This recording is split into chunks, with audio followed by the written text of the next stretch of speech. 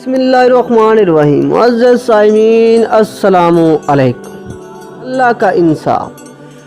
ایک شخص تھا تو غریب لیکن انتہائی خوش بخت تھا۔ اس کا گھرانہ ایک بیوی، 5 بچوں، 2 بہنوں اور بوڑھی والدہ پر مشتمل تھا۔ اس شخص کی ایک پسماندہ علاقے میں سبزی کی دکان تھی۔ نہ تو اس کے پاس مال تھا کہ کسی اچھی جگہ دکان لے سکتا، نہ اتنے وسائل تھے کہ اس سے بہتر سامان رکھتا۔ اس کا گھر بھی بسیدہ اور ٹوٹا پھوٹا تھا۔ مجازی طور پر ہی اسے گھر کہا جا رہا ہے، ورنہ صرف ایک کمرہ اور چھوٹا سا صحن تھا۔ سارا گھرانہ اسی ایک کمرے میں سوتا، بلکہ کچن نہ ہونے کے باعث وہ کھانا بھی اسی کمرے میں پکاتے تھے۔ جب وہ شخص شام کو گھر لوٹتا، اس کے ہاتھ میں سبزی، گوشت اور روٹیاں ہوتی۔ اس کے گھر والے خوش دلی اور خندہ پیشانی سے اس کا استقبال کرتے، اس کے ہاتھ سے سامان پکڑتے اور کھانا تیار کرنے میں لگ جاتے۔ ہر روز انہیں گوشت میسر نہیں آتا تھا۔ جب سیل اچھی ہوتی تو وہ گوشت خریدتے، ورنہ سبزیوں پر ہی گزارا کرتے۔ ان کے پڑوس میں اعلیٰ عدلیہ کے ایک قاضی صاحب رہائش پذیر تھے۔ وہ اس خاندان سے بہت متاثر تھے کہ یہ لوگ غربت اور تنگی کے باوجود انتہائی صابر و شاکر تھے۔ قاضی صاحب اکثر ان لوگوں کی مثال دیتے کہ میں نے زندگی میں ان سے زیادہ سعادت مند گھرانہ نہیں دیکھا۔ جب شام کو صاحب خانہ دکان سے لوٹتے ہیں تو سب گھر والے پرجوش انداز میں ان کا استقبال کرتے ہیں۔ اس موقع پر اکثر ان کے گھر سے حمد و ثنا کی کلمات کی آوازیں آتی ہیں۔ میری یہ خواہش ہوتی ہے کہ میں اس خوش آمد منظر سے محفوظ ہو سکوں۔ پھر یہ لوگ کھانا تیار کرتے ہیں اور بڑے برتن میں ڈال کر سب مل کر کھاتے ہیں۔ ان کے کھانے کا اختتام بھی اللہ کی حمد و ثنا پر اور مسنون دعاؤں پر ہوتا ہے۔ آخر میں یہ اپنے بسیدہ لیکن صاف ستھرے بستروں پر بڑی خوشی اور قناعت کے ساتھ آرام کرتے ہیں۔ یہ کسی بڑے دنیاوی مال و متاع کی تمنا نہیں رکھتے تھے۔ ان کی صرف یہی خواہش تھی کہ صحت و عافیت کے ساتھ ان کی زندگی گزرتی رہے اور انہیں کسی انسان کا محتاج نہ ہونا پڑے۔ موسم خزاں کی ایک شام تھی۔ یہ لوگ حسب معمول اپنے سربراہ خانہ کا منتظر تھے۔ دروازے پر دستک ہوئی۔ لوگوں نے دروازہ کھولا تو سامنے 3-4 پولیس والے کھڑے تھے۔ ایک ایمبولینس بھی تھی۔ پولیس والوں نے انہیں یہ افسوسناک خبر دی کہ صاحب خانہ ایک ٹریفک حادثے میں جاں بحق ہو گئے ہیں۔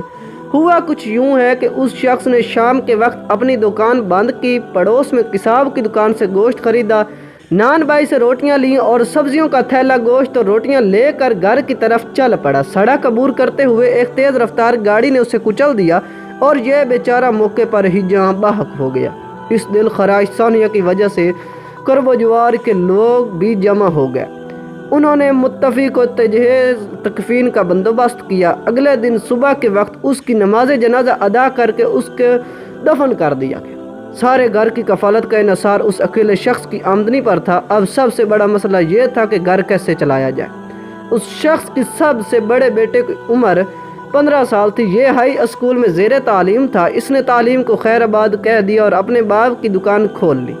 زندگی بھر اسی روٹین سے گزرنے لگی، لیکن اب ان کی مسکراہٹیں غائب ہو چکی تھیں۔ سب لوگ افسردہ رہتے۔ کھانا کھاتے وقت بھی اکثر ان کی آنکھیں بھیگی رہتی۔ اس گھر کی سعادت اس گھر کے محبوب کے ساتھ ہی دفن ہو گئی تھی۔ یہ انتہائی مشکل دن سست روی سے گزرتے رہے، یہاں تک کہ 3 سال گزر گئے اور بڑے بیٹے کی عمر 18 برس ہو گئی۔ ایک دن اچانک اسے حکومت کی طرف سے فوجی خدمات کے لیے طلب کر لیا گیا۔ والد کے بعد گھر کا سارا انحصار اس لڑکے پر تھا۔ گھر والے بہت پریشان ہوئے کہ اب کیا کرنا چاہیے۔ وہ سب سوچ بچار کرنے لگے، کیا دوسرے بیٹے کو سکول چھڑوا کر دکان پر بٹھا دیا جائے؟ ایسی صورت میں اس کی تعلیم کا کیا بنے گا؟ اگر وہ اپنی تعلیم جاری رکھتا ہے تو گھر والوں کا گزارا کیسے چلے گا؟ بہت سوچ بچار کے بعد وہ اس نتیجے پر پہنچے کہ انہیں گھر فروخت کر دینا چاہیے تاکہ اپنے بڑے بیٹے کی جبری فوجی خدمت کے عوض میں پیسے جمع کروائے جا سکے۔ قارئین کرام، یہ لوگ عراق میں رہائش پذیر تھے۔ وہاں یہ قانون تھا کہ ہر جگہ ہر گھر سے ایک نوجوان کو حکومت زبردستی فوج میں بھرتی کر لیتی اور اس پر معاوضہ بھی کچھ نہ دیتی تھی۔ ہاں، اگر کوئی اس جبری مشقت سے بچنا چاہتا تو اس کے لیے لازم تھا کہ وہ سرکاری خزانے میں 4000 دینار جمع کروائے۔ چنانچہ اس رقم کی فراہمی کے لیے گھر والوں نے مکان فروخت کرنے کا فیصلہ کیا۔ اگرچہ اس فیملی میں بھی ان کی کیفیت اس بکری کی سی تھی جس کے بارے میں سوچا جا رہا ہو کہ اسے ذبح کر کے اس کی کھال اتاری جائے یا ویسے ہی کھینچ لی جائے۔ فوجی خدمات کے لیے دھر لیے جانے والے بیٹے کی ایک قریبی شہر میں تربیت کے لیے ایک عسکری ادارے میں بھیج دیا گیا۔ وہ بادل نواختہ ہی ادھر آیا تھا، اسلحے کی تربیت میں اس کا دل بالکل نہیں لگتا تھا۔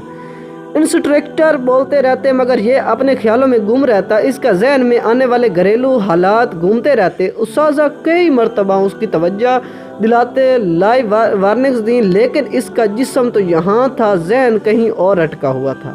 ایک دن استاد نے اسے بیٹھا کر اس کا اصل مسئلہ پوچھا تو اس نے جواب دیا، میں اپنی ساری بیپتا کہہ سنائی۔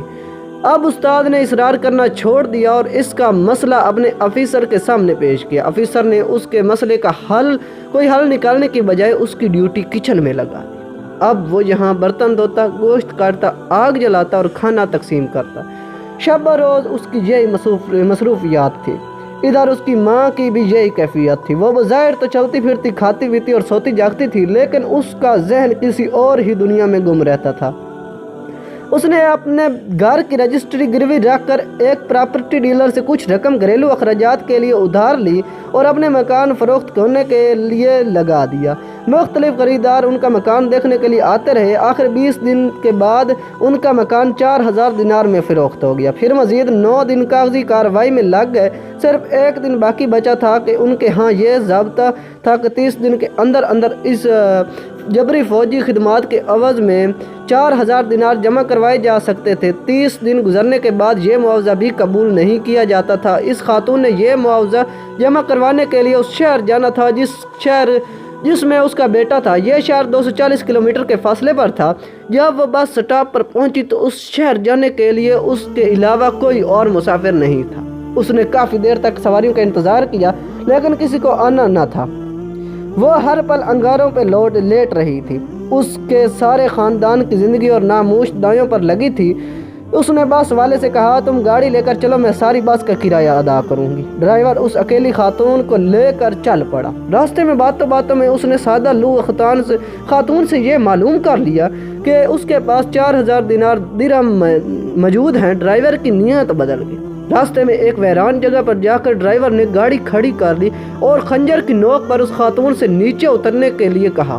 اس نے اس خاتون نے پر پے در پے وار کیے اور اسے نیم مردہ حالت میں چھوڑ کر چلا گیا۔ اس نے خاتون کا بیگ اپنے قبضے میں لے لیا۔ پھر وہ واپس آنے کی بجائے اسی شہر کی طرف روانہ ہو گئے جدھر جا رہا تھا تاکہ شک کی کوئی گنجائش نہ رہے۔ وہ گاڑی لے کر اسی بس سٹینڈ پر پہنچ گیا۔ اس کے ساتھیوں نے سمجھا شاید اس بس میں آنے والی سواریاں راستے میں اتر گئی ہیں۔ ایسا ہوتا رہتا تھا، اس لیے یہ کوئی تعجب کی بات بھی نہ تھی۔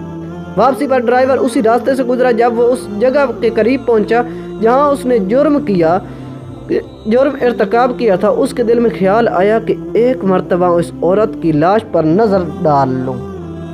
اس نے مسافروں سے بہانہ لایا کہ میں قضائے حاجت کے لیے جانا چاہتا ہوں، چند منٹ بعد واپس آتا ہوں۔ وہ اس وادی کی طرف گیا۔ اسے کراہنے کی ایک نحیف سی آواز سنائی دی۔ یہ دیکھ کر وہ غصے سے کہنے لگا، اے ملعون عورت، تم ابھی تک زندہ ہو؟ پھر وہ ایک بڑے پتھر کی طرف جھکا تاکہ اس کے ذریعے اس خاتون کا سر کچل دے۔ جب اس نے پتھر اٹھایا تو پتھر کے نیچے سے ایک زہریلے سانپ نے اسے ڈس لی۔ اس کے منہ سے ایک دل خراش چیخ نکلی اور اس نے تڑپنا شروع کر دیا۔ مسافر اس کی آواز سن کر بھاگے وہاں آئے۔ انہیں دیکھ کر بڑا تعجب ہوا کہ وہاں ایک جاں بلب خاتون تھی۔ خاتون صرف اتنا ہی کہہ سکی، اس ڈرائیور سے میرا سامان واپس لو۔ وہ ڈرائیور اس پوزیشن میں نہیں تھا کہ زیادہ مزاحمت کر سکتا۔ اس نے بتا دیا کہ اس خاتون کا بیگ میں نے گاڑی میں فلاں جگہ پر چھپایا ہوا ہے۔ وہ بیگ وصول کر کے خاتون کے حوالے کر دیا گیا۔ پھر مسافروں نے دوسری طرف سے آنے والی ایک بس کو روکا جو اس شہر کو جا رہی تھی جہاں خاتون جانا چاہتی تھی۔ انہوں نے اس گاڑی کے ڈرائیور سے درخواست کی کہ اس خاتون اور ڈرائیور کو ہسپتال پہنچا دے۔ ڈرائیور خوش دلی سے اس کام کے لیے آمدہ ہو گیا۔ وہ مجرم ڈرائیور تو جسم میں زہر پھیلنے کی وجہ سے راستے میں ہی دم توڑ گیا۔ اس خاتون کو البتہ ہسپتال پہنچا دیا گیا۔ خبر ملنے پر پولیس والے بھی پہنچ گئے۔ عورت مسلسل بے ہوش تھی۔ اس کے سامان میں پول والوں کو اس خاتون کے بیٹے کا ایڈریس مل گیا۔ پولیس نے بیٹے کو خبر دی، وہ بھی فوراً ہسپتال پہنچ گیا۔ ڈاکٹر اس خاتون کو ہوش میں لانے کی سر توڑ کوشش کر رہے تھے کیونکہ زیادہ دیر بے ہوش رہنا اس کے لیے جان لیوا ہو سکتا تھا۔ اگلے دن اسے ہوش آیا۔ اس نے ہلکی سی آنکھیں کھولی، بیٹے پر نظر پڑی تو ماں کی چہرہ خوشی سے کھل اٹھا۔ اس نے اپنے بیٹے سے صرف اتنا کہا، بیٹا میں رقم لے آئی ہوں، جبری فوجی خدمات کا معاوضہ ادا کر کے فوری رخصت حاصل کر لو۔ پھر اس پر غنودگی سی طاری ہو گئی۔ لڑکے نے وہ رقم جمع کروا دی اور اسے اجازت مل گئی۔ اس خاتون کی حالت آہستہ آہستہ سنبھلنے لگی۔ ایک دن آیا کہ وہ ہسپتال سے مکمل صحت یاب ہو کر فارغ ہو گئی۔ اس واقعے کی شہرت ہر طرف پھیل گئی۔ اس واقعے میں اللہ تعالیٰ کی قدرت کی کئی مظاہر تھے۔ ڈرائیور پہلی مرتبہ اسے نیم مردہ حالت میں چھوڑ گیا۔ واپسی پر اگر ڈرائیور وہاں نہ رکتا تو شاید کسی کو اس خاتون کے بارے میں بالکل پتہ نہ چلتا، کیونکہ اس وادی کی طرف کوئی جاتا ہی نہیں تھا۔ زہریلے اور موذی جانوروں کی وجہ سے چرواہے بھی ادھر کا رخ نہیں کرتے تھے۔ اس عورت کی آواز اتنی نحیف تھی کہ کسی کو سنائی نہ دیتی۔ اگر ڈرائیور سانپ کے ڈسنے سے اتنا زور سے نہ چیختا تو کوئی اس عورت تک نہیں پہنچ سکتا تھا۔ اگر اس عورت کو اس شہر میں جو اس کی منزل تھی نہ پہنچایا جاتا تو وہ اپنے بیٹے تک نہ پہنچ پاتی۔ اگر اس چند لمحوں کے لیے ہوش نہ آتا وہ اپنے بیٹے کو یہ نہ بتا پاتی کہ رقم کا انتظام ہو گیا ہے۔ نتیجتاً اس کے بیٹے کو جبری فوجی خدمات سے رہائی نہ ملتی۔ یہ سب اس علیم و قدیر ذات کی تدبیریں تھیں کہ ہر گتھی سلجھتی گئی۔ جب اس قصے کا چرچا ہوا تو یہ بات ان کے سابقہ پڑوسی جج صاحب تک بھی پہنچ گئی۔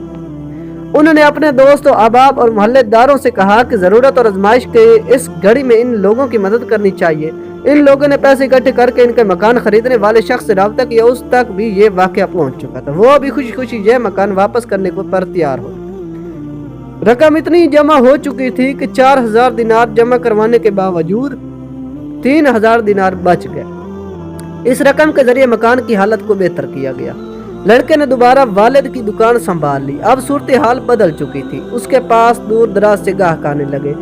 وہ ہر وقت خریداروں کا تانبا بندھا رہتا تھا۔ کچھ عرصے بعد اس نے اپنی دکان نسبتاً بہتر جگہ پر منتقل کر لی۔ اس کا کاروبار خوب چل نکلا۔ اب زندگی بڑے آسودگی سے گزر رہی تھی۔ اسرت و تنگی میں بھی وہ لوگ اللہ کے ذکر اور شکر کو نہیں بھول رہے تھے۔ اب آہستہ آہستہ فراخی آ رہی تھی تو اب بھی وہ سپاس گزاری کے جذبے سے سرشار رہتے تھے۔ کئی سال گزر گئے۔ ان کے بچے یکے بعد دیگر تعلیم سے فارغ ہونے لگے۔ ایک بیٹا انجینئر بن گیا، دوسرا ڈاکٹر اور تیسرا آرمی افسر بن گیا۔ اب ان کا کھانا صرف چائے روٹی یا روٹی اور سبزی نہیں تھا۔ حالات اب ایسے نہیں رہے کہ انہیں کبھی کبھار گوشت میسر آتا۔ ان کے دسترخوان پر انواع اقسام کے کھانے ہوتے۔ یہ خاندان لوگوں کے لیے بہترین مثال ہے کہ یہ لوگ تنگی اور فراخی کے کسی حال میں بھی اللہ تعالیٰ کو نہیں بھولے۔ 1385 عیسوی ہجری میں ایک وقت ایسا بھی آیا کہ یہ خاندان دجلہ کے کنارے بغداد کے بڑے پل کے قریب ایک بہت بڑے محل نما گھر میں منتقل ہو گیا۔ اب یہ خاندان 4 خاندان بن چکے تھے۔ تینوں بڑے بیٹوں کی شادیاں ہو چکی تھیں۔ اللہ تعالیٰ نے انہیں اولاد کی نعمت سے بھی نواز رکھا ہے۔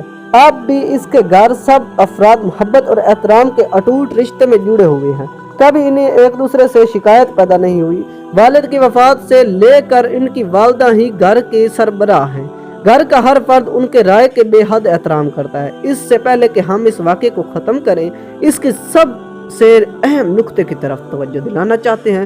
اس خاتون سے پوچھا گیا، جب ڈرائیور نے خنجر کے در پہ وار کر کے آپ کو ایک ویران بیابان میں پھینک دیا تھا، اس وقت آپ کی کیفیت کیا تھی؟ اتنا زیادہ خون بہہ جانے اور اتنے گہرے گھاؤ لگنے کے باوجود آپ کس طرح زندہ رہی؟ خاتون نے بتایا، اس ساری مدت کے دوران میں زبان پر بس یہی الفاظ تھے، اے آسمان و زمین کے مالک، تو میری حالت کو جانتا ہے۔ اپنی قدرت میرے لیے بیٹے کی جبری فوجی خدمات کا معاوضہ صحیح وقت پر پہنچانے کا اسباب مہیا فرما دے تاکہ وہ گھر واپس آ سکے اور اپنے گھر والوں کی کفالت کی ذمہ داری نبھا سکے۔ اللہ تعالیٰ نے اس خاتون کی دعا قبول فرما لی۔ اس کا مال و اولاد دونوں اسے دوبارہ مل گئے۔